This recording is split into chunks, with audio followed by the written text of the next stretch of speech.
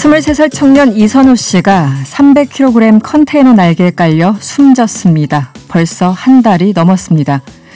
한겨레 취재 결과 평택항은 그 이후에도 안전 점검도 하지 않고 그 개방형 컨테이너를 지금까지 계속 사용 중이라고 합니다. 또 지난주에는 화물차 기사가 파지더미에 깔려 숨진 사건이 있었죠. 그런데 1시간도 안 돼서 바로 그 자리에서 작업이 재개됐다고 합니다. 현장 보존도 누군가의 생명도 중요하지 않다는 뜻이겠죠. 이런 상황에서 정부가 손을 놓고 있다면 정부로서의 기능을 상실한 겁니다. 정부가 손을 놓고 있다면 가해자와 같은 편에 서 있는 겁니다. 2년 전이었습니다. 소설가 김훈 씨는 칼럼에서 이런 얘기를 했습니다. 사람들이 날마다 우수수 낙엽처럼 떨어져서 땅바닥에 부딪혀 으깨지고 있다. 나는 그 이유를 안다. 돈 많고 권세 높은 집 도련님들이 그 고공에서 일을 하다가 지속적으로 떨어져 죽었다면 한국 사회는 이 사태를 진작 해결할 수 있었다. 네, 저도 김훈 씨의 말에 격하게 공감합니다. 안녕하세요. 명랑시사 이승원입니다. 뉴스 원정대. 네, 오늘의 뉴스를 더 깊이 있고 재밌게 풀어봅니다. 뉴스 원정대 시간이죠. 오늘 함께할 두 분 나오셨어요. 한겨레 김한 기자 그리고 김준우 변호사와 함께합니다. 어서 오세요. 안녕하세요. 네, 여러분의 의견도 저희들 항상 기다리고 있습니다. TBS 유튜브 채널에서 보이는 라디오로 함께하실 수 있고요. 무료로 이용할 수 있는 TBS 앱이나 짧은 문자 50원, 긴 문자 100원이 드는 샵 0951번으로 의견 보내주세요. 네, 뉴스 원정대 첫 번째 이슈를 만나보죠. 어제 윤석열 전 검찰총장의 장모 최모 씨의 재판이 있었는데 불법 요양병원을 운영하면서 수십억 원대 이 요양급여를 부정수급했다. 이런 혐의를 받고 있는 거죠. 김주변. 네. 네, 제가 얘기할까요? 네. 그 윤석열 전 검찰 장모가 이제 검찰이 징역 3년을 구형을 했습니다. 이 사건 굉장히 좀 오래된 사건이에요. 저도 그렇죠. 취재를 직접 해본 적이 있는 사건인데 네. 그 사건이 이런 겁니다. 2012년 11월 달에 의료기관을 개설하려면 자격이 필요한데 이 자격이 없는 동업자들과 의료재단을 설립을 했고 장모가 2월에 이제 이듬해 2월에 파주에 이제 요양병원을 개설을 한 거예요. 네. 그래서 이 요양병원을 통해서 그 2013년 5월부터 2015년 5월까지 22억 9,400만 원 정도의 요양급여를 불법으로 편취했다. 이게 이제 지금 경찰이 보고 있는 혐의입니다. 네. 뭐 장모는 부인하고 있어요. 이게 이미 의정부에서 한번 무혐의 판결을 받은 바가 있고 자기가 한 게 아니라 동업자인 주모 씨, 한모 씨, 뭐 구모 씨 이 세 명이 한 거다 이런 얘기인데요. 그 실제로 이 세 명은 처벌을 받았습니다. 그 주 씨는 징역 4년, 한 씨와 구 씨는 또 다른 동업자인데 징역 2년 6개월에 집행유예 4년을 확정 판결을 받은 상태인데요. 네. 그때 이제 이런 논란이었던 거예요. 그러니까 동업자인데 넷이 동업을 했는데 왜 세 명은 처벌을 받았는데 윤석열 전 총장의 장모만 처벌을 받지 않았냐. 유일하게 혼자만 이 어떻게 부분이에요. 빠져나왔냐 이런 거죠. 이 부분들에서 이제 그 최강욱 열린민주당 대표 등 이제 최 씨를 의료법 위반 혐의로 지난해 4월 서울중앙지검에 다시 고발을 했고 그래서 지금 중앙지검이 수사를 진행을 했고 이제 어제 그 검찰 구형으로 징역 3년이 나온 상황입니다. 그러니까 그때 이제 네. 최 씨 그 장모 윤석열 장모의 최모 씨 같은 경우는 자기는 돈만 됐고 네. 이 운영에 직접적으로 관여한 적이 없기 때문에 그 당시에는 이제 무혐의 처분을 당연히 자기는 받은 것이다. 그래서 억울하다 이런 취지로 이제 변론을 하고 있는 거고요. 네.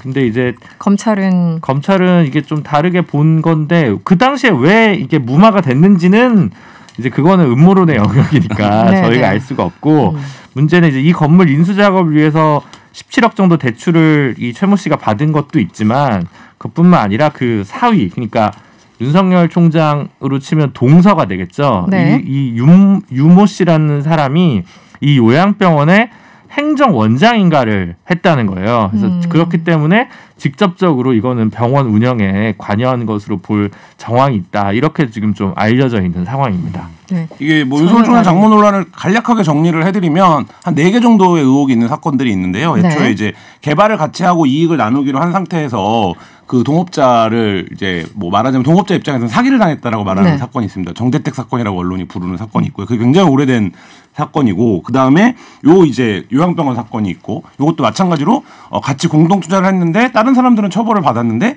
그 윤석열 전 총장의 장모만 처벌을 받지 않은 사건이고 네. 또 이제 추모공원 관련된 건이 또 한 건 있습니다. 네네네. 이 추모공원 관련된 것도 그 추모공원을 뺏겼다고 주장하시는 분은 엄청나게 송사에 많이 휩싸였었는데 윤석열 전 그 총장의 장모는 그 사건이 한쪽 당사자인데 전혀 뭐 이렇게 자기랑은 상관이 없다 이런 네. 입장이고 또 한 가지는 이제 작년에 많이 논란이 됐던 그 대출을 이제 받았을 때 그 대출을 받으신 분은 처벌이 됐는데 그 대출을 받은 거에서 여러 가지 뭐 잔고 증명이라든지 이제 과정에 개입한 것으로 보이는데 이 부분에서 이제 윤석열 전 총장의 장모는 처벌을 받지 않은 요 네 건이 지금 윤석열 총장의 장모 의혹으로 거론되는 사건들입니다. 최모 씨가 그 300몇 억을 대출과 관련돼서 잔고 증명서를 사문서 위조한 건은 별도로 기소가 돼서 네. 지금 별도로 이제 소송이 진행 중이고요. 그다음에 아마 그 어느 사건이 저도 이제 헷갈리는데 그 중간에 부동산 실명법 위반 혐의도 네. 아마 기소 대상에 포함되어 있는 걸로 알려져 있습니다. 네. 그러니까 지금 그 김한 기자가 대략적으로 설명해 주신 그 네 가지 사건이 이제 개별적인 네. 사건들인데 다 이제 장모 최모 씨와 관련된 건데 여기에서 이제 오래된 것도 있을 테고 뭐 벌써 몇 년 지난 것도 있을 테고 여러 가지 사건들이 있는데 그렇다면은 그동안 이 네 건의 혐의 혹은 사건에 연루돼 있음에도 불구하고 한 번도 처벌을 받거나 그런 적은 없는 거군요. 이게 공통점이 있는데 뭐냐면 이 네 개의 사건에서 모두 사문서 위조가 등장을 합니다. 그러니까 근데 이게 뭐 엇갈려요 늘. 그러니까 이제 윤석열 전 총장의 잡모는 아직까지는 처벌받은 적이 없으니까 내가 안 왔다라고 이제 계속 주장을 해왔던 거고. 뭐 심지어 뭐 검찰이 털어준 부분도 있다. 네네. 뭐 그렇게 이제 보는 시각이 있는 거죠. 그리고 상호간에 고소전이 진행이 됩니다. 당연히 이제 재산상의 문제 침해가 있기 때문에 당연히 서로 고소를 하는데 이제 한쪽은 처벌을 받는데 윤석열 총장의 장모는 그 건으로는 직접적으로 처벌을 받은 게 없다. 이게 네. 이제 뭔가 뭐 왜 이렇게 되냐 뭐 이 의혹이 하나 있는 거고 네. 뭐 요게 이제 지금 겹쳐져 있는 건데 이 제가 요 네 사건들을 다 취재할 때도 보면 패턴들은 다 비슷합니다. 그러니까 이게 어떤 이렇게 흘러가는 패턴이나 이런 것들은 굉장히 좀 유사한 점들이 있는데 어쨌든 이 네 개 사건에서 모두 윤석열 전 장모가 피해자라고 이렇게 얘기하는 사람들은 늘 있는데 처벌은 받아오지 않은 이런 부분들이 지금 이제 총체적으로 하나의 덩어리로 지어져서 의혹이 아니냐, 뭔가 개입이 있었던 거 아니냐, 비호가 있었던 거 아니냐 이런 이제 의혹이 제기가 되는 측면이 있습니다. 법률가 입장에서 어떤가요?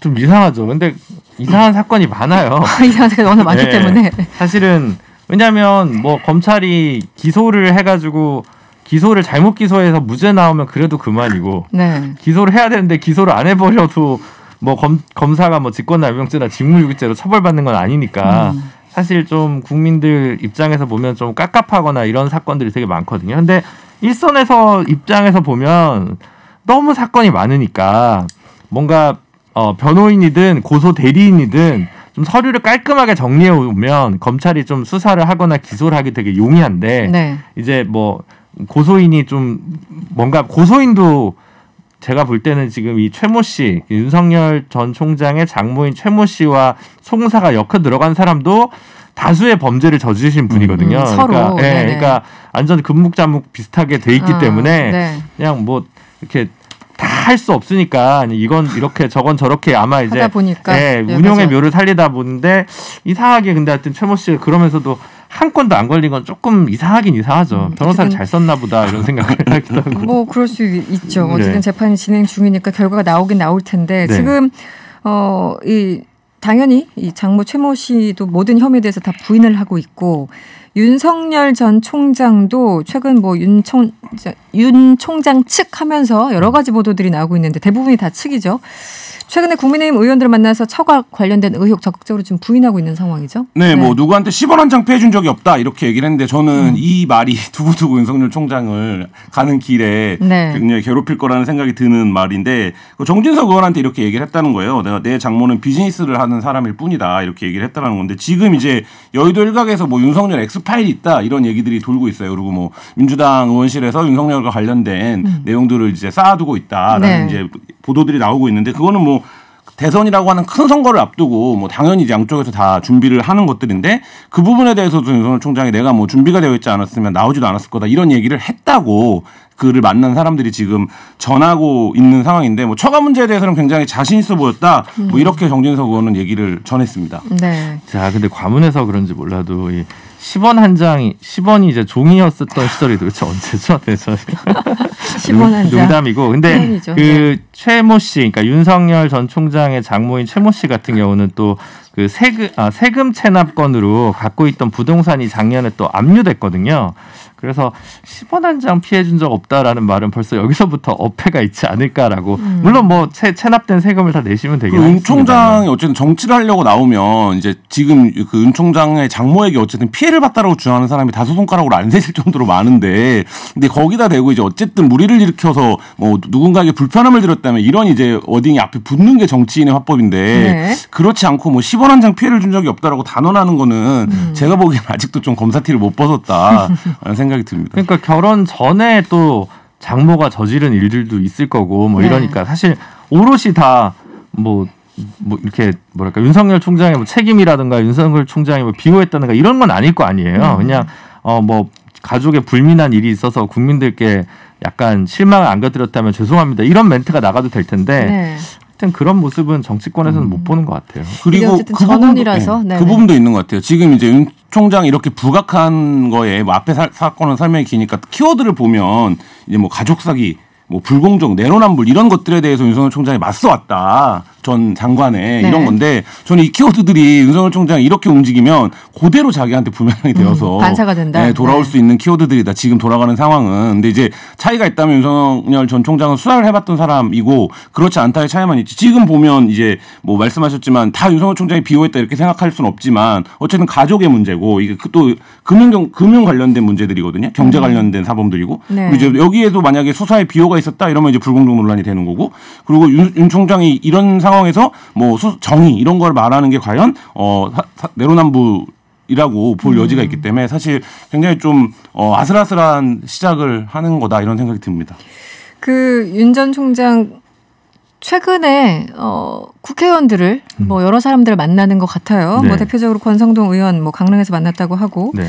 윤희숙 정진석 의원 등등 네. 지금 이제 연달아 만나고 있고 네. 뭐 식당 가서 스스럼 없이 사진 찍고 하는데 그렇죠. 일단 좀 시작을 했다고 봐야 됩니까? 어떻게 네, 보십니까? 그렇죠. 네. 근데 이제 조금 실망스러워요.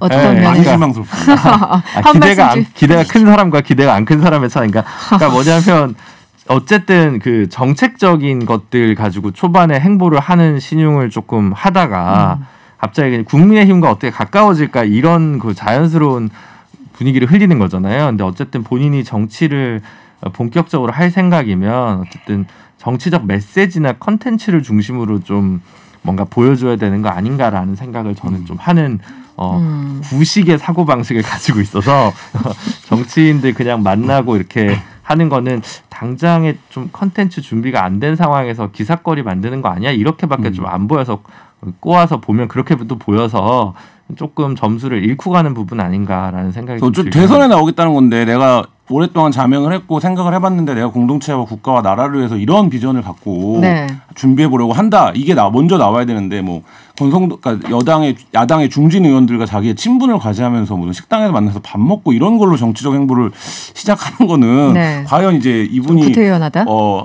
그 대선이라고 하는 게임, 그러니까 그 장을 네. 이해를 하고 있는 건가 제대로 뭐 이런 생각마저 들 정도로 굉장히 좀 저는 구태의연한 방식이다 이런 생각이 듭니다. 보통 지금 나오는 보도들이 이제 명확하진 않고 다 전원이고 뭐 정진석 의원이나 권성동 의원이 이런 얘기를 하면은 윤 전 총장은 끄덕였다. 뭐 동의를 표하는 표정이었다. 말이 이런 없었다, 뭐 이런 분위기여서 명확하게 확인할 수 없는데 어쨌든 이미지든 정책이든 새 과시든 뭔가 이제 시작을 한 것 같은데 좀 더 봐야 되겠습니다. 직접 발언이 나와야지만 뭔가 얘기를 할 수 있을 것 같아요. 근데 기본적으로 입당 쪽으로 기울인 건 왜냐면 지금 김종인 보이는 비대위원장이 행보는 그런데 뭐 아까 방금 말씀하신 것처럼 뭐 말이 없었다, 뭐 긍정하는 것처럼 보였다 이런 게 다 전원이기 때문에 네네. 아주 구체적으로 모르는데 지금 등장한 타이밍이 야당이 전당대회를 앞두고 있는 시점에 등장했다는 점에서도 사실 뭐 입당 가능성을 좀 높게 보고 있는 편입니다. 알겠습니다. 현실적으로 새 정당을 하나 창당한다는 게 금전적으로도 상당한 부담이고 어렵죠. 대선을 네. 막판까지 완주할 수 있다? 제3후보가 정몽준, 안철수 같은 성공한 기업인들만 누릴 수 있는 특권이죠. 그래서 아무래도 입당 쪽으로 가닥이 잡힐 수밖에 없지 않나. 재무적으로 네. 네, 그렇게 보여집니다. 알겠습니다. 다음 이슈로 넘어가 볼까요? 조국 전 법무부 장관 회고록 지금 엄청나게 팔리고 있다고 합니다. 네. 뭐 한 8세까지 찍었다고 하고요. 네. 예약 판매 부수만 4만 부를 돌파해서 거의 5만 부? 5만 부까지 돌파했습니까? 와, 이 출간 전부터 베스트셀러가 되고 있는데 일단 김준우 변호사는 어떻게 보셨습니까? 아직 책을 읽진 않았고요. 네. 사실 읽을 계획이 없는데 네네. 언론에서 대부분의 내용을 좀 요약해서 계속 보도가 좀 되고 있어가지고 대부분 이제 본인이 기소된 부분과 관련돼서 억울한 부분, 좀 항변하는 부분이랑 말하자면 새칭 윤석열 총장을 다소 저격하는 그런 내용들, 예를 들어 한동훈 검사장을 서울중앙지검장에 임명해달라고 요청을 했다. 말도 안 되는 생각이라고 해서 거절했다라는 부분이라든가 이제 뭐 울산 사건과 관련된 수사에서 뭔가 정치적 의도가 있다라는 내용들을 네. 좀 담고 있는 걸로 알려져 있는데 글쎄요, 이게 가져올 정무적 효과가 민주당한테 반드시 좋은 효과일지 저는 일단 물음표를 좀 가지게 되긴 하네요. 네. 보통 이제 출판사에서 책을 내면 언론사에 먼저 보내잖아요. 네. 처음에 여러 가지 네. 이유 때문에. 그런데 어떻게 좀 보셨습니까? 아직 못 보셨죠? 저 아직 못 봤는데요. 네, 김한 기자도 아직. 네. 이거 왜냐하면 구하기가 힘들다고 하더라고요. 네, 지금 뭐 8세가 돌파했고 지금 네. 최소 10세를 간다라고 치면 제가 계산해 보니까 인세가 건당 1,500원만 잡아도 1억 5천이더라고요. 역시 제가 인세를 볼 때는 계산했어요. 변호사 비용을 이번에 뽑으실 수 있을 것 같습니다. 네, 그 내용들은 이제 좀 얘기가 나오고 있는데 어쨌든 민주당 입장에서는 이게 다른 이슈에 조금 골몰하고 싶은 그런 상황인데 다시 이제 조국 네. 이슈로 넘어가는 것은 아닌가 해서 지도부도 그렇고 당 전체적으로도 그렇고 여러 가지 좀 고민이 있어 보입니다. 저희 회사가 오늘 그린 만평을 보니까 이제 계속 계단을 오르고 내리고 저 돌고 봤어요. 돌아서 네, 다시 네. 조국으로 이제 네. 순환회로에 갇혀버린 모양새인데요. 여러 가지 측면에서 민주당 입장에서는 부담스러운 게 네. 그러니까 이 책은 일단 지지자들에게는 호소를 할 수 있겠지만 조국 전 장관이 우리가 다 알고 있는 것처럼 재판에서 아무런 이제 증언도 하지 않았거든요. 그러니까 수사 과정에서도 침묵을 지킨 걸로 알려지고 있는데 자기에게 유리한 이제 뭐 혹은 자기가 하고 싶은 얘기만 책을 통해서 한다. 이게 이제 그 민주당 입장에서는 또 어떻게 받아들여져야 하는가라는 거고 이 조국의 시간을 두고 민주당 여러 정치인들이 뭐 격려도 하고 뭐 이렇게 발언을 하고 조국 그 전 장관도 뭐 출판사에서 낸 입장인지 모르겠지만 뭐 가족의 피해기까지 나올 정도로 비장한데 뭐 이 조국의 시간이 뭐 오로지 다 말하자면 탄압의 시간만 있었던 건 아니고 조국 전 장관이 이제 민정수석과 법무부 장관으로 지금의 검찰 예를 들면 특수부가 전면에 나서는데 자기도 의사결정에 관여했던 입장인데 그러면 초반에. 이제 이런 실패 역사 같은 것들이 이 책에 기술이 안 되어 있다라고 하면 이게 좀 일방적인 이야기. 로가 될 거고 그게 다시 민주당이 지금 뭐 비공개 회의에서는 조국 사건 관련된 사과를 할 거냐 말 거냐 이런 논의들까지 이제 하고 있는 상황에서 굉장히 이제 부담스러운 타이밍에 부담스러운 내용으로 등장한 것이 아닌가 이런 생각이 듭니다. 지금 이제 김한 기자가 얘기한 것처럼 일각에서는 이제 검찰 조사에서 진술을 거부했는데 이 책을 통해서 일방적인 주장을 한 거 아니냐 이렇게 이제 지적이 일었고 여기에 대해서 조국 전 장관이 직접 답을 한 부분이 있죠, 김준 변호사. 일단 뭐 책 출간 시기가 지금이 맞냐라고 이제 계속 얘기를 하니까 네. 좀 어려운 표현이죠. 옛날에 무협지에서나 보던 표현인데 위리안치된 극수가 그러니까 말하자면 이제 귀양되어 있는 죄수가 발간 시기를 누구와 의논하여 결정하는 것인지 알 수가 없다. 예컨대 민주당 대선 후보 경선 돌입 후에 내는 것이 더 낫다는 거냐. 검언정 카르텔의 합작 공격으로 불리하게 형성된 여론을 계속 감수하며 살라는 것인가라고 되물었다고 이제. 그러니까 언제 내든 간에 항상 이런 문제는 있었을 것이다. 그러니까 이런 페이스북에 이렇게 쓰긴 했는데 네. 그래도 저는 제가 민주당의 뭔가 정무적 판단을 하는 일원이라면 대선까지는 내지 말지 뭐 이런 생각을 저는 했을 것 같아요. 솔직히 말씀드리면. 그리고 아마 본인 조국 장관 개인은 굉장히 외로운 시간을 보냈을 거고 당연히 그렇죠. 왜 그랬냐라고 생각하는 사람과 안 됐다라고 생각하는 사람들이 지인들 중에 섞여 있지 않겠습니까? 근데 제가 생각하기엔 대부분의 지인들이 어쨌든 저런 이유로 연락을 많이 하진 않을 거예요. 아마 가족들만의 시간이 훨씬 더 많을 거라고 지레짐작이 좀 되고 그러다 보면 혼자만의 생각으로 확신으로 이렇게 좀 책을 내는데 몰두하지 않았을까라는 생각이 드는데 역으로 얘기하면 민주당 지도부가 어쨌든 누가 좀 책임지고 평소에 조국 장관이랑 안정적인 커뮤니케이션 채널이 있는 건가라는 물음표가 저는 개인적으로 드는데 없었다면 이것도 이런 어쨌든 당 내에서도 지금 입장이 갈리잖아요. 그러니까 이런 걸 좀 미연의 뭐랄까 봉합 방지 뭐 할 수 있지 않았을까 이런 생각이 들긴 해요. 일단 조 전 장관은 이런 얘기를 하고 있어요. 2019년 하반기 이후에 언론이 기계적 균형조차 지키지 않고 검찰의 일방적 주장과 미확인 혐의를 무차별적으로 보도했기 때문에 늦게나마 최소한의 자기 방어를 하는 것이다라고 일단 네. 그 책을 낸 이유를 밝혔고 네. 황교안 전 대표와 비교한 부분이 있는데 네. 이 진술 거부권 때문에 그런 거죠. 그런 거죠. 네네. 네. 그러니까 뭐 조국 장관 입장에서는 자신에 대한 보도가 과했고 검찰의 수사도 과했다라고 조국 장관 입장에서는 당연히 죄송합니다. 당연히 방어할 수 있고 그 부분에 대한 논리를 펼 수 있는데 네. 사실 이제 그 부분의 논리를 부분적으로 제한적으로 혹은 자기 얘기를 들어주려고 마음먹은 사람들 앞에서만 한다 이런 인상을 주는 게 이 어쨌든 조국 장관이 이 정부를 상징하는 주요한 정치인인데 네. 그게 이제 과연 올바른 정부적 판단이냐 이런 생각이 들고 또 하나는 뭐 직접 비교할 대상도 아닌데 뭐 황교안 대표가 진술 거부했을 때는 언론이 보도를 안 하고 많이 안 했는데 왜 자기가 진술 거부하는 건 보도를 많이 하냐 이렇게 얘기하는 거는 사실 그게 뭐 상대급으로 그러니까 행위는 같다라고 뭐 조국 장관은 얘기를 하고 있지만 상대급으로 비교를 할 만한 일인가라는 생각은 드는데 그러니까 본인이 어쨌든 언론과 검찰에 의해서 피해자가 됐다.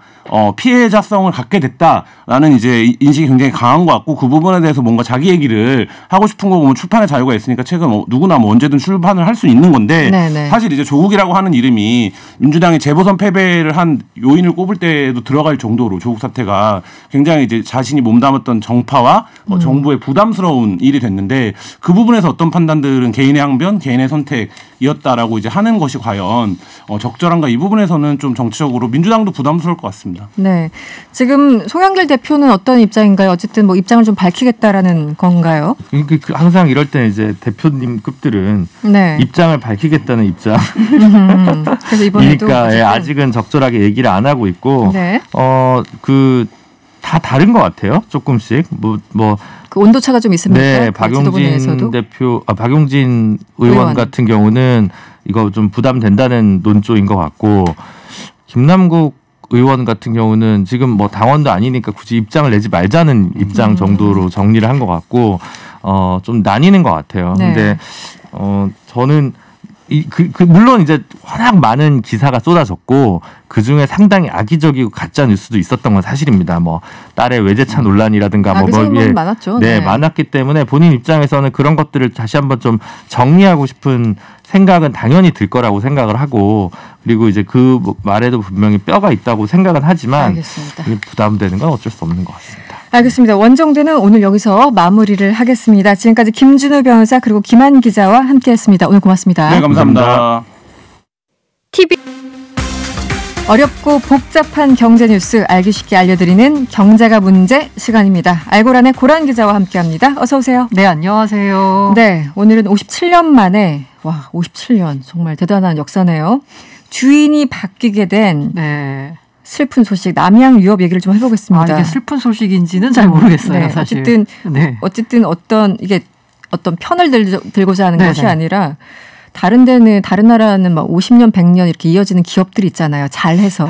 우리는 그런 않죠. 게 없으니까. 이것도 이제 그 중에 한 예가 될 텐데 이번에 사모펀드 매각이 있었고 이른바 불가리스 사태 후폭풍이라고 봐야 될 텐데 어떤 일이 있었는지 간단하게 설명을 좀 해주시죠. 사실 이게 이제 뭔가 어떤 후폭풍이 있었고 그에 따라서 회사까지 팔린 데에는 그 단순한 하나의 사건으로 비춰진 건 아니에요. 그렇죠. 누적되니까 그렇죠. 앞서서 계속 뭔가가 거죠. 쌓여와서 맞아요. 결과적으로 이런 결과가 나왔던 거거든요. 어쨌든 그 트리거가 된 사건이 뭐냐.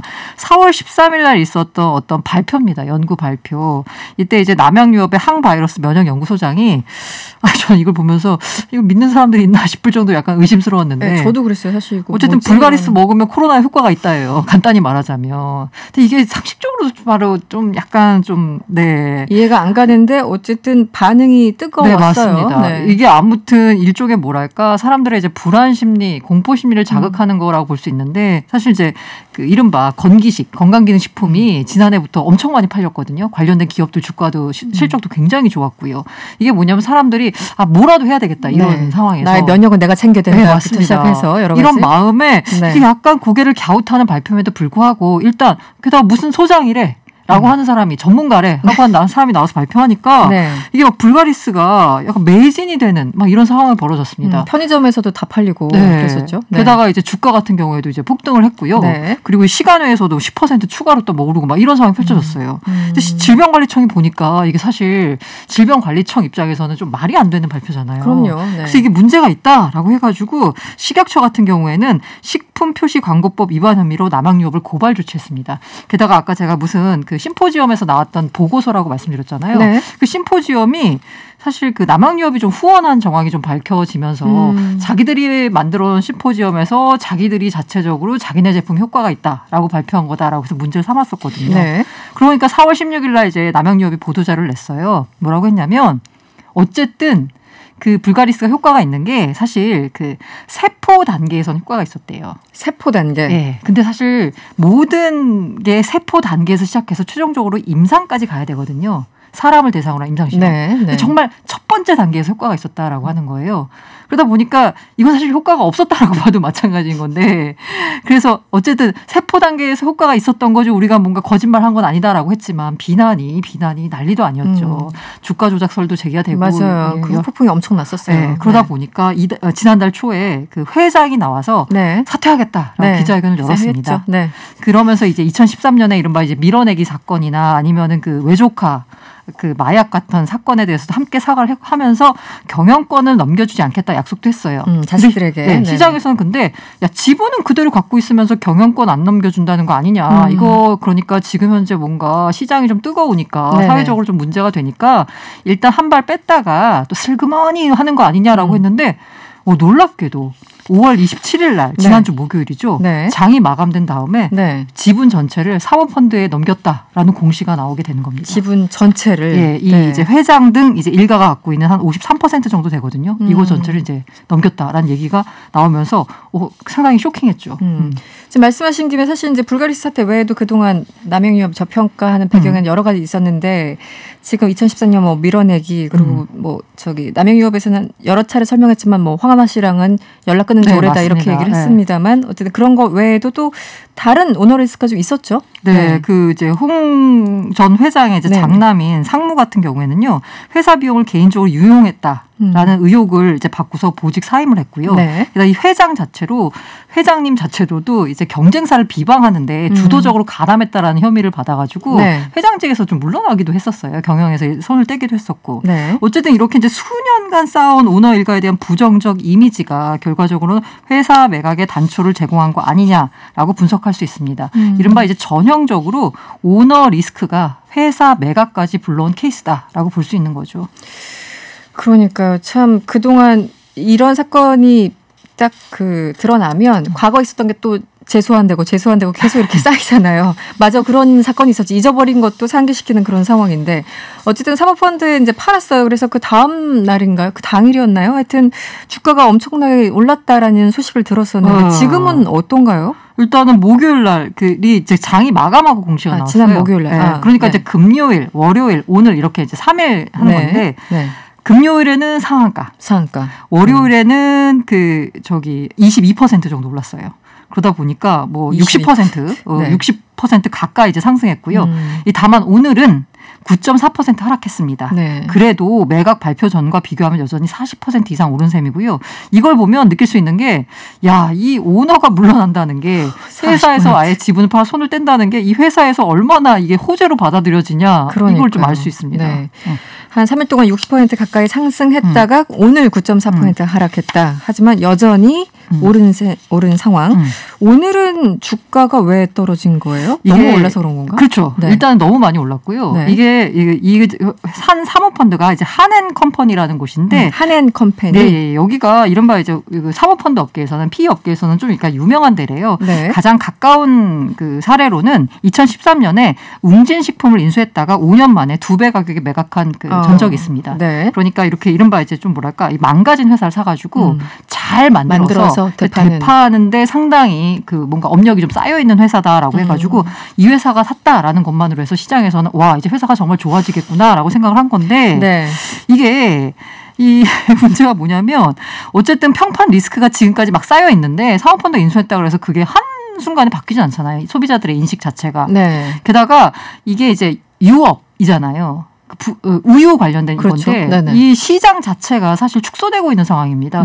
저출산에 따라서 분유 시장 다 축소되고 수요가. 있고, 네. 그리고 요새 사람들이 이제 우유 뭐 많이 마시진 않잖아요. 예전만큼 많이 안 마시는 것 같아요. 네, 맞아요. 먹을 때도 워낙 많아졌기 때문에 예전에는 저희들 어렸을 때만 해도 키 크려면 우유 마셔 이거잖아요. 딱 그게. 네. 그리고 어차피 이제 시장 자체가 이렇게 축소되고 있는데 과연 이렇게 시장 자체가 약간 축소되는 상황에서 오너만 바뀐다고 해가지고 회사가 크게 달라질 거라는 얘기를 이제 하는 사람들도 있기 때문에 약간 많이 올랐잖아. 그래서 오늘 좀 떨어졌다라고 볼 수 있고요. 네. 이게 한행컴퍼니가 한 3,100억 원 정도의 이 회장 지분을 해가장 일가 지분 한 50% 정도 샀어요. 이걸 두고도 싸게 샀다, 비싸게 샀다, 뭐 여러 가지 평가들이 오가고 있는데 네.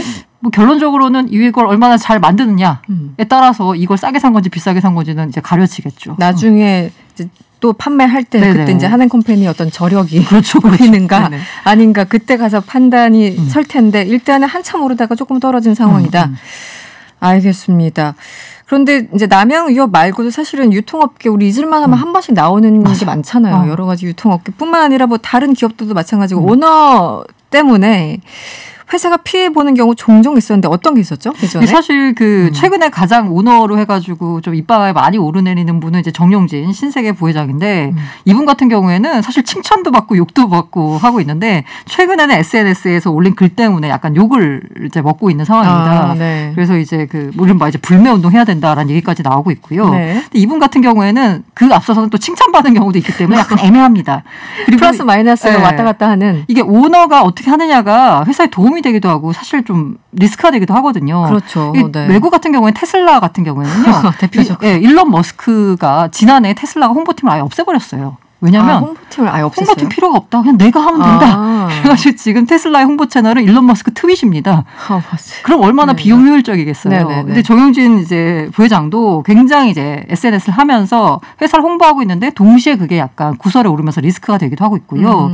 이제 구본성 아어홈 부회장 같은 경우에는 보복 운전 때문에 이제 차량 파손하고 상대 운전자 다치게 한 혐의로 재판을 받고 있어서 회사 이미지 전체에 좀 안 좋은 영향을 미치고 있고요. 네. 이 앞서서는 사실 대한항공 오너일가 갑질 논란. 네, 이것 때문에 네. 대한항공이 항상 브랜드 이미지 1등이었거든요. 근데 거기서 이제 추락하는 경우도 있었고요. 사실 제일 비슷한 건 미스터 피자를 운영했던 MP그룹의 맞아요. 정우현 전 회장. 네네. 2016년에 경비원에 대한 폭행, 뭐 치즈 통행세 이것 때문에 이 회사가 업계 1위였거든요. 순식간에 당시. 몰락을 했습니다. 완전. 네. 몰락을 해서 이제 결국은 사모펀드에 150억 원. 사실 되게 초라한 규모예요. 옛날에 몇 천억짜리 이제 회사였는데 이제 매각되는 헐값에 매각되는 이제 수모를 겪기도 했었는데 50원 가량 팔았습니까? 네, 이제 오너 리스크가 부각이 되고 있는데 여기서 오너 리스크는 뭐 잘못했으니까 벌을 받아야 되는 건 맞는데 네. 문제는 뭐냐면 이렇게 오너가 잘못해가지고 특히나 이제 유통기업, 프랜차이즈 기업 같은 경우에는 정작 피해를 입는 건 가맹점주라는 거예요. 맞아요. 그분도 얼마나 억울해요. 그 맞아요. 사장이 뭐 회장이 잘못했는데 왜 우리가 피해 보느냐. 가장 억울한 상황 같아요. 네. 지금 이제 당장 남양유업 같은 경우에도요. 이제 24일 날 남양유업 세종 공장을 영업정지 2개월 처분을 받느냐 아니냐가 이제 결정이 되는데 만약에 설사 영업정지 처분을 받는다고 해도 여기에 딸리는 낙농업계가 있고요. 네. 가맹점들이 있고요. 네. 굉장히 여러 사람이 피해를 보는 거예요. 오너가 잘못해서. 아까 말씀드린 미스터 피자 같은 경우에도 이게 가맹점주들이 막 눈물을 흘리면서 맞아요. 불매운동하지 말아달라고. 네네네. 그리고 우리가 이제 피해를 보는 거고. 호식이 2마리 치킨, 뭐 봉구스 밥버거, 교촌치킨. 네. 뭐 이런 데가 다 보면 오너 리스크 때문에 휘청휘청하면은 가맹점주가 피해를 보거든요. 그래서 사실 그 호식이 2마리 치킨 사건 때문에 2017년에 있었거든요. 네. 이게 회장이 이제 여직원 성추행했다는 이제 의혹 때문에 불매운동 벌어졌을 때 네. 가맹점주들이 너무 피해가 크니까 2018년에 호식이 방지법이라는 네. 이제 별칭으로 해서요. 이게 그 가맹 사업 그 오너의 책임을 강화하는 가맹 사업법이 국회를 통과했습니다. 그러면 이게 통과했으니까 지금은 점주들이 피해를 안 봐야 되는데 네. 사실 그 법안에 여러 가지 좀 문제가 많아요. 이게 뭐냐면 명확한 규정이 없습니다. 이게 오너가 보호하고 했는데 오너가 피해를 입었다의 그 정확한 피해를 끼쳤다의 정확한 범위가 없고요. 네. 그래서 가맹점주들이 얼마나 피해를 받느냐 오너 때문에에 네. 대한 명확한 규정이 없어요. 그러다 보니까 법은 통과가 됐는데 실질적인 적용은 약간 유야무야된 상황이에요.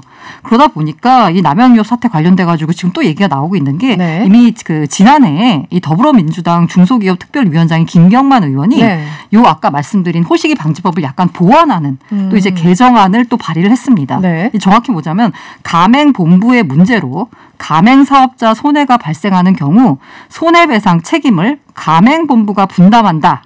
이게 이제 골자예요. 조금 구체적으로 얘기를 해놨네요. 네. 네네. 그래서 개정안에 보면은 오너나 임원 등의 브랜드 이미지 훼손으로 발생한 이익 감소를 네. 가맹본부가 배상 책임을 지도록 하는 내용이 담겨 있거든요. 근데 이 법안에 대해서도 이게 법안이 아직 통과되지도 않았고 이 네네. 법안에 대해서도 말이 나오는 게 뭐냐면 이게 아까 이익 감소라고 했잖아요. 네. 이 감소가 사실 그 오너 때문에 이익이 줄었을 수도 있고 이익이 줄어든 데는 굉장히 여러 가지 이유가 있잖아요. 그걸 객관적으로 어떻게 증명해내느냐. 그것도 좀 쉽지가 않아서 그렇구나. 여기 한계가 네. 있습니다. 네.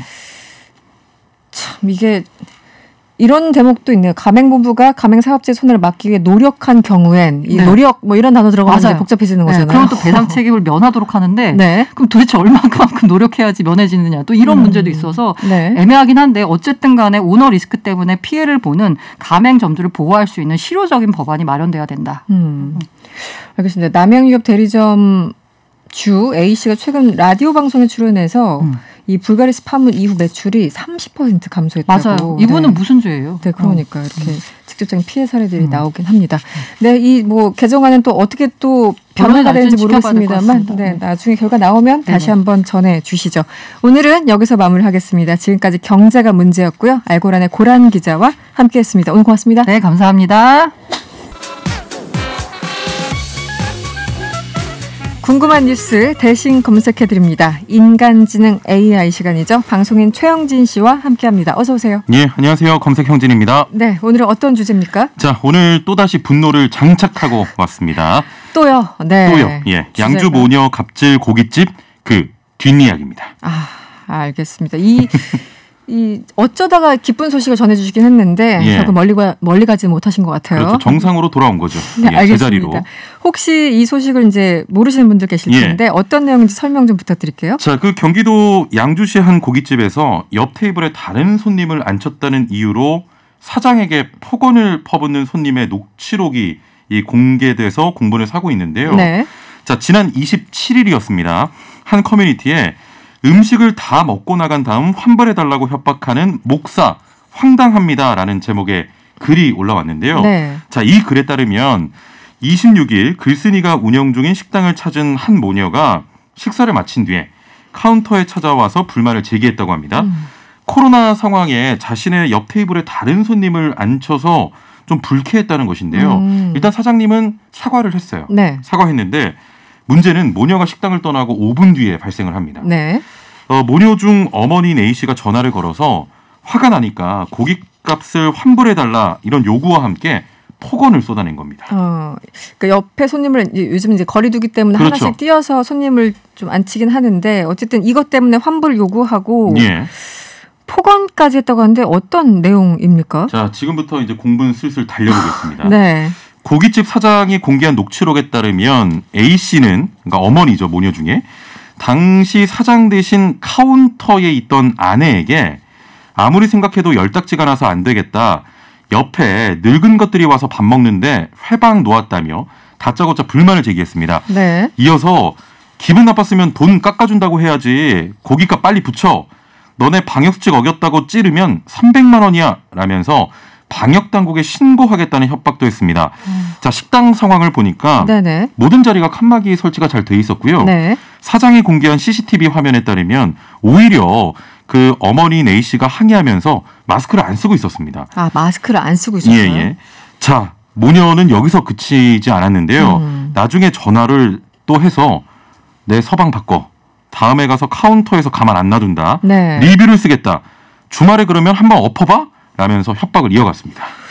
이분은 좀 너무 심한데요. 이 너무 내용이. 심해요. 예, 저도 보면서 굉장히 화가 났습니다. 이걸 지금 뭐 문자로만 봐도 이런 정도인데 직접 듣는 분 입장에서는 그럼요. 거의 수화기를 손에서 예. 떨어뜨리는 상황이 될 것 같은데 그렇습니다. 누리꾼들 반응은 어땠습니까? 자, 뭐 누리꾼들은 듣는 내가 더 열받는다. 빨리 진심으로 사과해라. 저 상황에도 침착하게 응대하는 사모님 인성이 대단하다면서 분통을 터뜨렸는데요. 네. 사건이 알려지면서 가게에는 또 누리꾼들이 또 힘내라고 각종 음식, 생필품, 화환 등이 또 세도를 했습니다. 네네네. 자, 그야말로 이 가게 돈줄이 났다고 돈줄이 하는데요. 났군요. 네. 사장님께서는 받은 그 돈줄의 일부를 좋은 일에 쓰겠다고 말씀을 하셨습니다. 네네. 자, 그런데 네. 여기서 안타까운 일이 발생을 했습니다. 안타까운 일이 또 발생했어요? 또 발생했어요. 어떤 거죠? 네. 사장님께서 휴업을 결정하게 된 건데요. 5일간 이게 네. 이슈가 너무 커지니까 네네. 건강이 좀 악화되셨다고 해요. 네. 당분간 물을 열 수 없을 정도로 건강이 많이 안 좋아졌다고 밝혔는데요. 그러면서 너무 이슈가 되다 보니까 인근에서 사람들이 제일 많이 몰리는 가게가 됐다. 만약에 여기서 확진자가 나온다면 좀 사태가 더 걷잡을 수 없을 것 같다라고 하셨고요. 고민을 하셨구나. 예. 네네네. 다만 모녀가 다른 커뮤니티 맘카페에 글을 썼을 경우를 생각해 보니까 저희는 일주일 안에 폐업했을 거다. 네. 이런 일이 엄청 많은 것으로 알고 있는데 두 번 다시 이런 일이 없어야겠다 싶어서 합의는 절대 안 한다고 강조하셨습니다. 네. 오늘 저 경찰 조사를 받으러 가신다고 하셨는데 하루빨리 좀 건강 쾌차하시길 바랍니다. 네. 이런 그 폭언을 들으면 사람들이 마음을 주체할 수가 없잖아요. 그럼요. 네, 사업에 집중하시기가 너무 어려운 상황 같은데 예. 이 모녀 신상이 알려줬습니까? 예. 네. 참 누리꾼들이 이런 일이 생기면 굉장히 발빠르죠. 그야말로 발빠르게 이제 신상을 찾아내곤 하는데 네네. 먼저 갑질 모녀 중 어머니는 간호조무사 면허가 있고 목사 안수를 받은 시인이란 사실까지 좀 알아냈다고 해요. 쏟아지는 악플에 어머니는 운영하던 유튜브 채널까지 폐쇄했다고 하고요. 네. 이어서 운영 중인 그 딸이 이제 쇼핑몰을 운영하고 있는데 디즈니 캐릭터를 판매를 하는데 허가 없이 판매한다고 해서 이를 한 네티즌이 네. 디즈니 측에 직접 신고하는 일도 있었다고 합니다. 그 이후에 여러 가지 후과들이 있군요. 예, 네. 예. 그런데 이제 이번 과정에서 무관한 사람의 신상이 이런 경우 있잖아요. 어떤 사건 발생하면 네티즌들이 이제 쭉 찾는데 예. 약간 엉뚱한 사람한테 화살이 가는 경우도 있는데. 그렇죠. 이번에도 또 그런 일이 발생했습니까? 예, 우리 진행자께서 말씀하신 대로 네. 이 사람이다라고 하면 글로 다 몰려가요. 그렇죠. 그래서 애꿎은 분들이 피해를 보는 경우도 있는데 네. 이런 일이 많다 보니까 이런 사건들이 누리꾼들은 스스로 온라인에서 자경단으로 내세우면서 해당 모녀의 신상 털기에 나섰습니다. 자, 이들은 고깃집에서 욕설을 한 여성이 운영하는 것으로 알려진 유튜브 채널을 찾아가서 욕설로 도배를 했습니다. 네. 알고 보니까 해당 유튜버는 이름과 좀 직업만 같았을 뿐 다른 사람이었다고 해요. 모녀뿐만이 아니고요. 네. 당시에 고깃집에 없었던 그 남편의 신상까지 좀 털기 위해서 남편이 일하는 직장으로 추정되는 곳을 또 찾기도 했다고 합니다. 네네. 자, 과도한 신상 털기는 좀 자제해야겠습니다. 네, 그렇군요. 문자를 많이 보내주고 계신데 5036번님이 저런 사람들 때문에 죄 없는 영세업자들 피해보고 열심히 그럼요. 일하시는 다른 목사님들까지 욕을 먹는 거죠. 지금 고객님 사장님 힘내세요. 이렇게 문자 주셨어요. 코로나19 때문에 또 얼마나 힘드십니까? 그러니까요. 이런 분들이 또 가서 갑질까지 하시기 때문에 두세 배 더 힘드신 거죠. 네, 또 빛나는 여름님이 문자 주셨는데 엄마라고 하시는 분 목사라고 하죠. 한국 예. 기독교 연합회에서는 이런 분들 빨리 제명하시기 바랍니다. 이렇게 또 문자 주셨고 예. 1790번님 이런 일은 고소해봐야 형량도 얼마 안 되고 벌금 쬐끔 무는 선에서 끝날 것 같습니다. 차라리 영업 방해로 피해본 거 합의금 많이 받으시길 바랍니다. 예. 이렇게 또 제안까지 주셨네요. 알겠습니다. 문자 감사드리고요. 네, 오늘 잘 들었습니다. 지금까지 최영진 씨였습니다. 고맙습니다. 예, 감사합니다.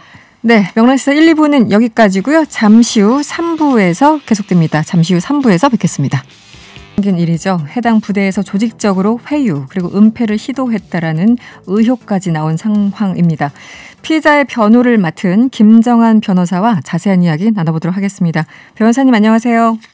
네, 안녕하세요. 김정한 변호사입니다. 네, 이번 사건은 어떻게 벌어진 건지 일단 사건 정리를 좀 부탁드리겠습니다. 매우 비극적인 사건인 것은 다 아시는 사실일 것이라고 생각합니다. 그런 뭐 비극적인 사건인 거와 더불어서 사실은 이 사건 코로나로 인해서 회식이 불가능한 상황이었는데 네. 본인의 그 상관이 본인의 사적인 모임에 뭐 부하인 피해자를 참석시키고 그리고 그 과정에서 선임인 부사관에게 추행을 당하는 사건이라고 생각하시면 좋을 것 같습니다. 그 후에도 군 내에서는 이제 코로나 상황에서 회식했다는 것을 감추기 위해서 네. 피해자에게 오히려 회유하고 그리고 사실상 협박하고 뭐 사건을 무마하기 위해서 갖은 노력을 다한 그런 사건이라서 매우 사실은 상상하기 어려운 사건이라고 이해해 주시면 좋을 것 같습니다. 저도 기사를 읽으면서 좀 충격을 받았는데 이 피해가요. 단 한 번도 벌어져서는 안 되는 거지만 단 한 차례만 벌어진 게 아니죠. 네, 그렇습니다. 뭐 저희가 변호인으로서 좀 심각하게 생각하는 부분은 네. 뭐 이 사건 이전에도 성추행 피해가 있었다고 하고 그때도 동일한 방식에 따른 은폐와 회유가 있어서 과거의 추행 같은 경우에는 사실은 신고하지 못한 그런 정황이 드러나 있습니다. 사건이 이제 여러 차례 여러 피해 사실이 있는 것이고 그 이후에 가해자들이 지금 보면 참 여러 명인 것 같아요. 직접적인 가해자도 있지만 또 간접적으로 피해를 준 사람들도 있고요. 뭐 상관이 있고 가해자가 등장하고 가해자 부모까지 나서서 조직적으로 회유 그리고 협박을 했다고 하는데 구체적으로 어떤 식의 회유 혹은 협박이 있었던 건가요? 뭐 피해자가 사건의 피해를 받고 나서 사실은 바로 위에 선임에게 피해 사실을 보고했고 네. 그 위에 선임은 적극적으로 사실은 신고해서 피해를 호소해라라고 했는데 이제 그 뒤에 그 위에 보고받은 더 위에 선임들이 네. 사실은 만 하루 동안 술자리를 통해서 회유하기도 하고 상담을 진행하면서 신고하지 말 것을 이야기하고 네. 그리고 사건 가해자가 직접 피해자에게 본인이 자살하겠다, 고소하면 자살하겠다 이런 얘기를 하기도 했습니다. 그리고 가해자가 피해자에게요?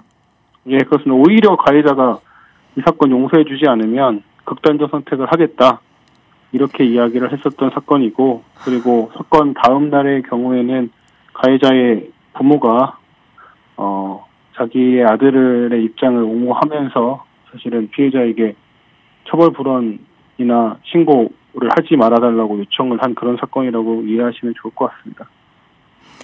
들을수록 좀 상식 밖이라는 생각이 들고요. 가해자가 피해자한테 이렇게까지 할 수 있는 건지 일단 선임에게 보고를 했고 말씀하신 것처럼 그 위에 선임들이 뭐 상담도 하고 또 술자리를 불러내서 거기서 또 회의하고 이런 그 일들이 벌어졌다고 말씀하셨는데 체계적으로 일처리가 된 것이 아니라 다시 술자리에 불러서 이분을 회유하는 그런 일을 저질렀다는 건가요? 예, 그렇습니다. 그렇게 이해하시면 정확할 것 같습니다. 또 약혼자에게도 입막음을 시도했다고 보도를 봤습니다. 어떤 내용인가요? 뭐 지금 보도가 됐지만 네네. 사실은 피해자의 경우에는 같이 군생활하는 남자친구가 있었고 네. 그 남자친구들의 상관들이죠. 결국에 이 사건에 그렇지. 지금 등장하고 있는 상관들이 결국에는 피해자의 상관이자 피해자 남자친구의 상관인데 네. 남자친구에게 이 추행 사실에 대해서 설명을 하면서 피해자만 조용히 하면 뭐 부대도 조용할 거 아니냐라는 식의 회유나 협박을 했다고 보시면 좋을 것 같습니다.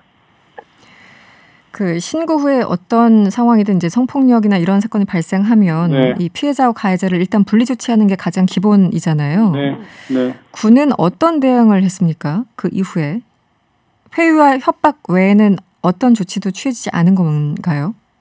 뭐 격리 조치는 이루어졌다고 뭐 표면적으로는 격리 조치는 이루어졌습니다. 근데 문제는 어쨌든 지금 격리 조치가 이루어지고 나서도 이 사건에 주요 등장하고 있는 상관들이 회유 협박을 해왔기 때문에 네네. 결국에는 그게 분리 조치가 의미 있는 분리 조치라고 보기 어렵다는 것이 유족과 변호인의 생각인 것입니다.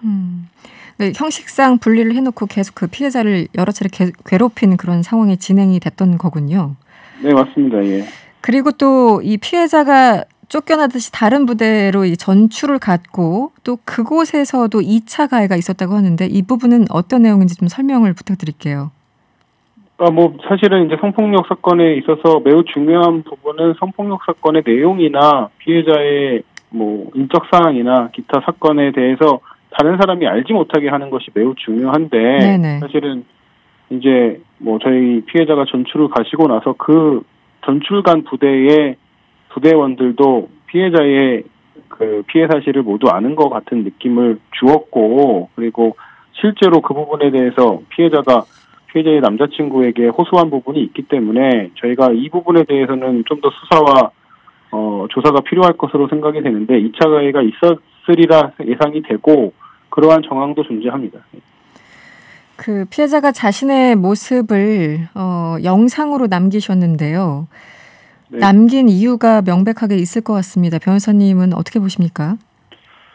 뭐 저희가 사실은 저희 사무실이 그 형사사건을 1년에 한 800개 정도 하고 네네. 사실은 정말 무수히 많은 성폭력 피해자를 보거나 피의자를 보거나 피고인을 봅니다. 근데 뭐 이런 피해로 인해서 극단적 선택을 하시는 피해자들은 간혹 있을 수 있습니다. 근데 지금 이 사건 같은 경우에는 본인이 극단적 선택을 하는 장면을 처음부터 끝까지 녹화를 했고 그 녹화를 하면서 남기신 부분이 이제 뭐 가해자에 대한 원망 그리고 본인 선택에 대한 두려움 뭐 이런 걸 남기셨습니다. 그러니까 사실은 이 사건 그 영상이 주는 메시지는 결국엔 이 사건에 있어서 피해자의 고통을 다수에게 알려달라는 것이 아닌가 그렇게 유가족과 변호인은 해석하고 있습니다. 그 유족들 입장에서는 도저히 믿겨지지 않는 상황일 텐데 그 해당 영상을 공개하기로 결정하셨다고 들었습니다. 네. 영상 공개가 쉽지가 않은 거잖아요. 네, 이렇게 네, 결심한 네. 이유를 어떻게 설명을 하시나요? 뭐 제가 여러 차례 말씀드렸었는데 네네.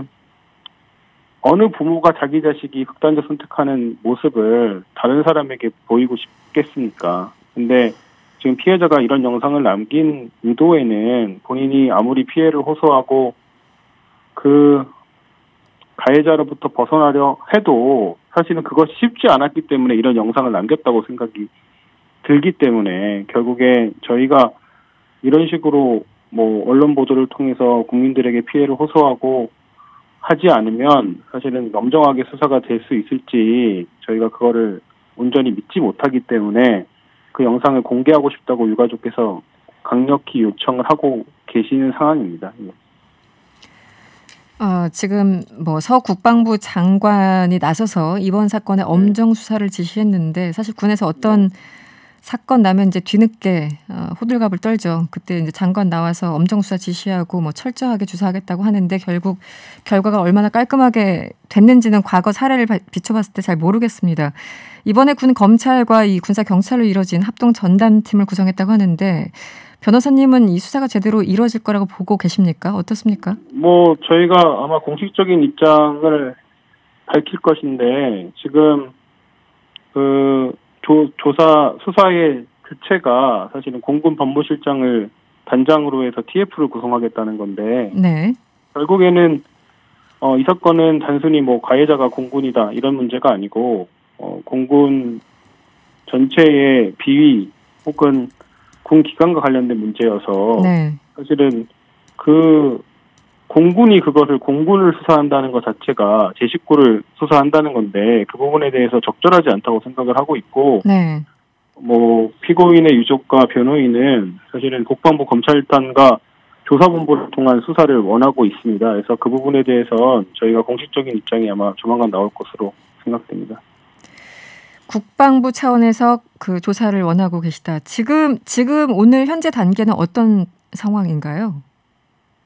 그러니까 지금 뭐 브리핑상으로 봤을 때는 결국에는 공군 법무실이 이 사건을 주관해서 수사하겠다는 것으로 읽히기 때문에 지금까지는 네. 네, 뭐 저희 입장에서는 결국에는 공군을 수사하겠다 이렇게 해석이 될 수밖에 없고 저희가 최초에 변호인을 선임하기 전에 유가족이 공군 본부 차원의 사실은 수사를 요구했었습니다. 근데 그 당시에는 이렇게 언론화되기 전에는 뭐 그 부분을 단칼에 거절했던 공군이 뭐 이 사건 수습을 위해서 이제서야 나선다는 측면에서도 저희가 신빙하기가 어렵기 때문에 그러한 국방부의 입장은 공군 본부의 입장은 좀 받아들이기 어려운 상황입니다.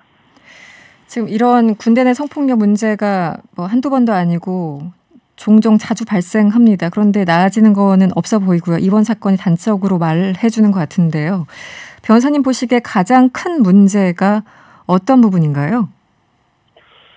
뭐 사실은 저희가 이제 군 성폭력 사건도 많이 뭐 사건을 수임하고 세워 변호를 하고 하기 때문에 처벌이 점점 엄정해지고 뭐 일부 개선이 있다고 생각해 왔습니다. 근데 결국에는 지금 그럼에도 불구하고 본인의 피해를 제대로 호소하지 못하고 있는 낮은 계급의 피해자들이 다수 있구나라는 것을 다시 한번 느끼게 됐고 그거의 근본적인 원인이 무엇일까 생각을 해보면 사실은 이 사건에 대한 그 군 수사관과 그 공군의 대응 방식이 이 사건의 원인이라는 것을 알 수 있습니다. 사실은 이 사건 피해자가 죽은 시점에서는 지금 피해자가 사망하신 지 지금 열흘이 됐는데 저희 변호인이 선임해서 보도가 돼서 이렇게 사건이 이슈화되기 전까지 군에서 한 게 없다고 생각하시면 좋을 것 같습니다. 그러니까 이 사건을 바라보는 군의 인식 자체가 아직도 과거에 머물러 있다.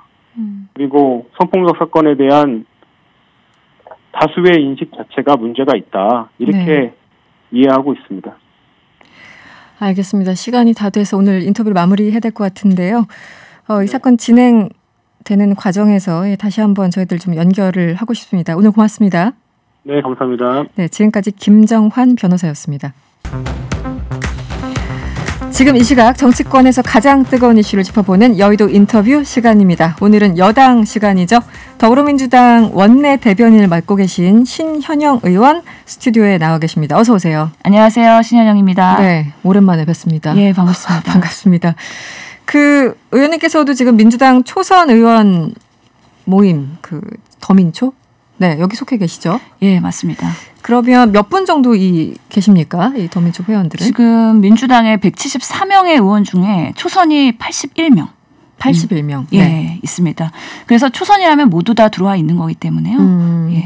근데 이제 초선이 그만큼 많은 거는 알고 있지만 실질적으로 활동을 대부분 다 이렇게 하시나요? 적극적으로? 아니면 이름만 걸어놓고 왜 회의 안 나오시는 분들이나 문자 하나 안 남기시는 분들 계시기 때문에 다시 한번 여쭤봅니다. 예, 저도 처음에 열심히 나갔었는데 사실 이게 당 지도부 회의랑 겹치는 시간들이 많더라고요. 그래서 직접적으로 참여할 때도 있고 간접적으로 또 정보를 얻을 때도 있고 그러면서 소통의 끈은 지속하고 있다. 또 저희 SNS가 있기 때문에요. 거기서 적극적으로 논의가 개진되고 있다. 라고 말씀드리겠습니다. 알겠습니다. 이번 주 목요일 문재인 대통령과 만남이 예정돼 있죠? 예. 네, 어떤 자리인가요?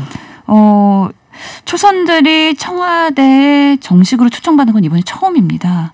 초선들만 따로? 예. 네. 81명 전원이 다 초대를 받은 건데요. 실제로 이번에 그 보궐선거 이후에 우리 당이 어떻게 쇄신해야 될까에 대한 고민도 많고 또 초선에 대한 역할과 기대도 많기 때문에 그런 우리 당의 마음 그리고 민심 이런 것들을 대통령께 전하면서 앞으로 우리 당 정의 청과 함께 어떻게 더 변화와 혁신의 그런 역할을 할 것인지에 대한 논의를 할 수 있는 자리라는 생각에 매우 기대를 하고 있습니다. 이번 주 목요일이면 당장 이제 이틀 남았는데 내일 모레잖아요. 예. 그러면 이제 80여 명이 모두 다 발언을 할 기회가 주어진다면 좋겠지만 그러긴 물리적으로 좀 어려워 보일 거고요. 그 의견을 어느 정도 의제나 의견이나 이런 것들을 좀 조율해서 혹은 정리해서 가실 텐데 지금 더민초 차원에서는 좀 주로 어떤 얘기를 준비하고 계시나요? 살짝 알려주실 수 있습니까? 예, 실제로 더민초는 사실 정제되지 않은 발언을 하는 게 또 초선 의원들의 매력이지 않겠습니까? 그렇기도 하죠. 네. 예, 그래서 저희가 다 발언할 수 없기 때문에 저희도 이렇게 그룹별로 소모임이 있는데요. 거기서 누가 발언할 것인지의 정도의 발언자는 정하는데 발언자 정도만? 예, 어떤 내용을 할 건지에 대해서는 자율적으로 하고 저도 가서 또 말씀을 드릴 기회가 있을 것 같습니다. 발언자로 뽑히신 건가요? 예. 신현영 의원께서? 손들었습니다. 아, 그렇군요. 그러면 이제 각자 무슨 얘기할지는 서로 잘 모르는 상황. 그렇습니다. 그렇구나. 그러면은 의원들은 사실 뭐 너무나 당연한 건데 80여 명이 모든 의제에 다 동의하진 않잖아요. 그렇죠. 의견이 갈리는 부분도 있을 텐데 그거 그냥 감안하고 일단 의사를 전달하는 방향으로 정해진 건가요? 예, 저도 더민초 활동을 하면서 81명의 의견이 일치될 수는 없다고 생각합니다. 그만큼 다양한 의견이 있다는 걸 전제하에 우리가 어떻게 민심 경청을 하면서 정책적으로 그들의 뭔가 경청을 통한 정책을 구현할 것인가에 대한 노력을 해야 되는데요. 당연히 전문성도 다양하고 경험치도 다르기 때문에요. 그분들에 대한 관심사들을 그래도 민주당이 쇄신 혁신할 수 있는 방향에서 조금 더 날 것으로 실력을 보여야 된다는 생각을 갖고 있고요. 그런 면에서는 서로의 그런 의사들을 존중하면서 가는 분위기가 되게 중요하다고 생각을 합니다. 네. 민주당이 지난 5월 25일부터 오늘까지였죠. 국민소통 민심 경청 주간해서 이제 민심을 청취하는 그런 시간을 가졌고 아마 내일 송영길 대표가 그 정리해서 좀 입장을 발표하는 걸로 지금 보도가 되고 있는데 이게 처음에 더민초 아이디어로 시작이 된 겁니까? 이 경청 프로젝트? 실제로 민심 경청 국민소통 투어를 시작한 거는 비대위 차원에서 시작이 됐습니다. 네. 그래서 저도 비대위 위원이었었는데 그 짧은 기간이긴 했지만 그동안에 경청을 하고 그거를 통해서 정리를 해서 우리가 선거에서 왜 패배했고 어떻게 극복해야 되느냐를 정리하는 시간을 계속 지금 5월 그리고 앞으로 6월까지 네. 계속 가져야 되는 일환이라고 보시면 좋을 것 같습니다. 지금까지는 그래도 한 25일부터가 일주일 정도 얘기를 들으신 것 같은데 주로 어떤 얘기들이 많이 나왔나요? 그 많은 지역구 의원님들께서는 지역에서 정말 텐트 치시고선 현장에서 그런 주민들의 목소리를 많이 들었고요.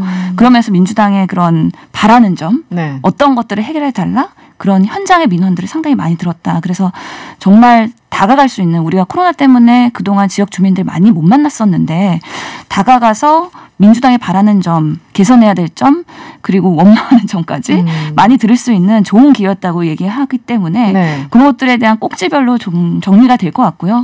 코로나부터 어려운 분들에 대한 민생 어떻게 살릴 것이냐 이런 네. 것들에 또 초점이 되지 않을까 생각이 듭니다. 지금 뭐 원내 대변인 맡고 계시니까 여러 가지 이제 내용들을 좀 접하고 계실 텐데 기본적으로 이제 내일 그 송 대표가 기자 간담회 겸해서 이제 입장을 발표할 것 같은데 그것도 중요해요. 지금 경청 프로젝트에서 어떤 얘기를 들었고 앞으로 당의 진행 방향성 뭐 앞으로 어떻게 하겠다라는 그런 발표 내용도 굉장히 관심사지만 또 하나의 관심사는 조국 전 장관 지금 회고록 저희 원정대에서도 앞서 시간에 다뤘습니다만 거기에 대해서 입장을 낸다면 어떤 수위로 어떤 방향으로 낼까 여러 가지 궁금한데 의원님은 일단은 개인적으로 이 조국 전 장관 회고록에 대해서 어떤 입장이신가요? 어려운 질문이라고 생각이 드는데요. 실제로 누구나 그런 표현의 자료나 언론 출판의 자료가 있기 때문에 네. 그거에 대해서는 존중을 해야 된다고 생각을 합니다. 그래서 그런 부분에 대해서는 뭐 특별한 의견은 없고요. 네. 또 특히 지금 민주당 당원도 아니시기 때문에 네네. 그것에 대해서 왈가불가하는 것 자체가 뭐 그냥 지금 정치판에서의 새로운 역사를 써야 되는 상황에서 뭐 큰 의미가 있겠느냐라는 또 생각도 들긴 한 상황입니다. 뭐 개인의 자유고 출판의 자유가 있기 때문에 거기에 대해서 뭐 논할 것은 아니다. 예, 그리고 민주당원도 아니기 때문에 민주당에서는 특별한 그런 입장은 없다라는 게 지금으로서는 말씀드릴 수 있는 일단 상황입니다. 개인적인 입장이시고. 그 만나본 뭐 초선 의원들 혹은 뭐 초선 의원 아니더라도 당내 분들은 어떤 것 같으세요? 여러 가지 이견이 좀 있는 것 같은데요. 당내 분위기는 어떻습니까? 당내에서는 다양한 의견들이 있습니다.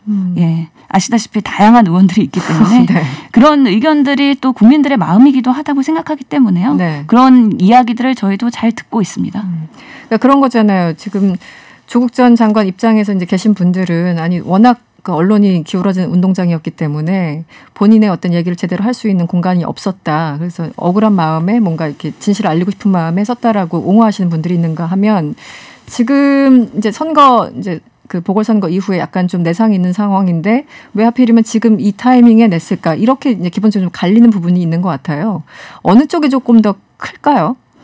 글쎄요, 저희가 파악을 의원들이 해보지 워낙 못했기 많기 때문에 일일이 예, 저는 전수조사를 할 수 없지만 예, 두 가지 의견들이 다 이렇게 있다고 저도 느끼고 있고요. 근데 그 파악을 하거나 뭔가 그거를 파악하려는 시도를 하는 것 자체가 별로 무슨 의미가 있을까라는 생각은 합니다. 알겠습니다. 어쨌든 여러 가지 이제 얘기들이 나오고 있어서 이게 또 하나의 어떤 논쟁거리를 또 지속되는 것은 아닌가 이렇게 지적하시는 분들이 있어서 질문을 드렸습니다. 다른 질문 좀 드릴게요. 이준석 바람이라는 게 불고 있죠. 이게 그냥 바람인가 했는데 실체가 좀 있다. 이번에 예비 경선 결과에서 드러났고요.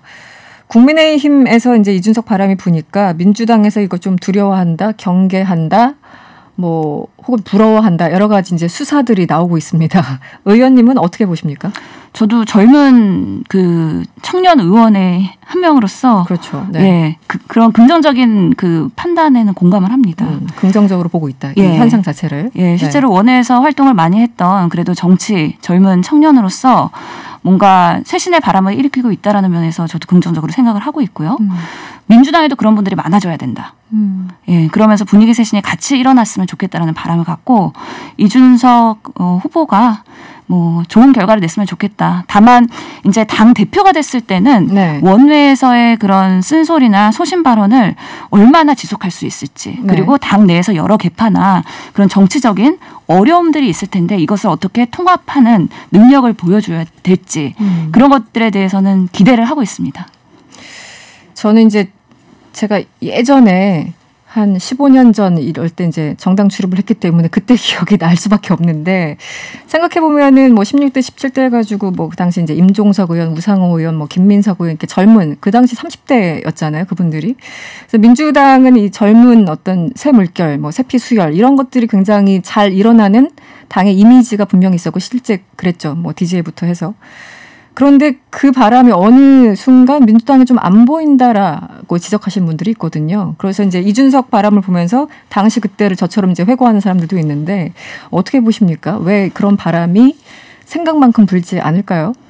실제로 저도 이번에 뭐 소통의 사다리 문제를 얘기를 했는데요. 네. 초선 의원들이 많긴 하지만 그들이 정말 당의 정책이나 아니면 추진하는 데서 얼마나 영향을 미칠 수 있는지에 대해서 우리 내부에서의 한번 구조를 들여다봐야 된다는 얘기를 했었고요. 이번에 새로운 지도부가 들어오면서 이제는 좀 새로운 물결을 갖고 변화 혁신을 보여드려야 되는데 그러면 이런 초선들이나 새로운 그런 초선의 마음을 가지고 있는 의원들이 얼마나 더 뭔가 여기서의 역할을 할 수 있고 정책적으로 변화를 가져올 수 있을지 그게 국민의 눈높이에 맞을 수 있을지에 대한 숙제를 해나가는 저희도 과정이라고 봅니다.